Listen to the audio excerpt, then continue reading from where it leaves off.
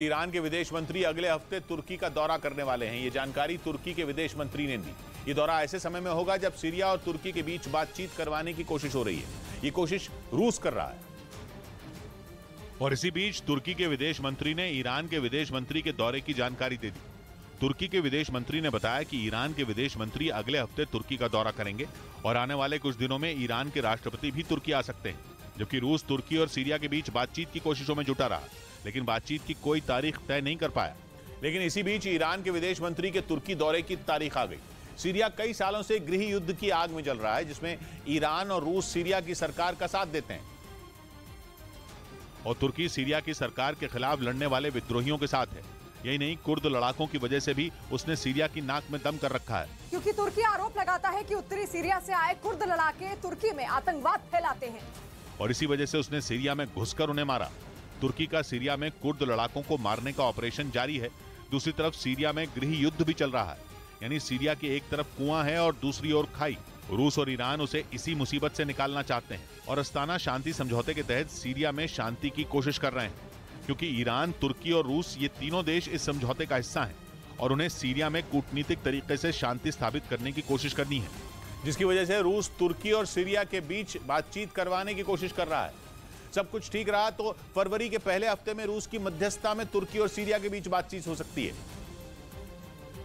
लेकिन इससे पहले ही ईरान के विदेश मंत्री तुर्की पहुंचने वाले हैं और जैसे तुर्की के इरादे हैं, उनसे लगता है कि वो ईरान को शीशे में उतारने की कोशिश करेगा, यानी सीरिया के मुद्दे पर ईरान को अपने पाले में खींचना चाहेगा, क्योंकि वैसे ही वो वहां की सरकार के खिलाफ है।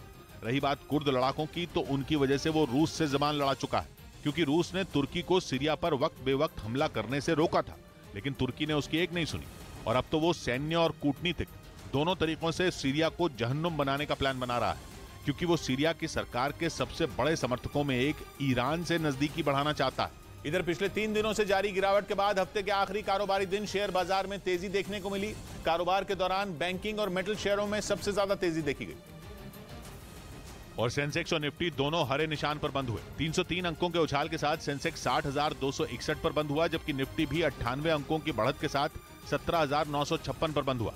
उधर कांग्रेस ने भारत जोड़ो यात्रा के समापन कार्यक्रम में तेलंगाना के सीएम के चंद्रशेखर राव की पार्टी को न्योता नहीं दिया।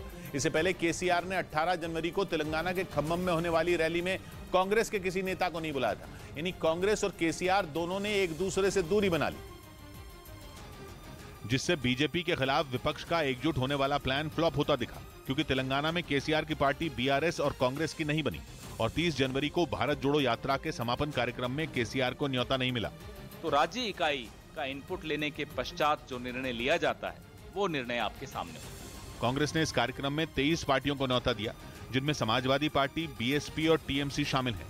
विपक्षी पार्टियों में उठापटक के बीच कांग्रेस ने संकेत दिया कि वो अपनी विचारधारा से मेल खाने वालों को साथ लेकर चलना चाहती है। जो आना चाहे वो आए, लेकिन केसीआर की चौथा मोर्चा बनाने की योजना कांग्रेस की कोशिश पर पानी फेर सकती है, जिससे विपक्ष का फायदा हो न हो बीजेपी की चांदी हो जाएगी, क्योंकि 2024 में उससे लड़ने के लिए बिखरा हुआ विपक्ष मैदान में उतरेगा।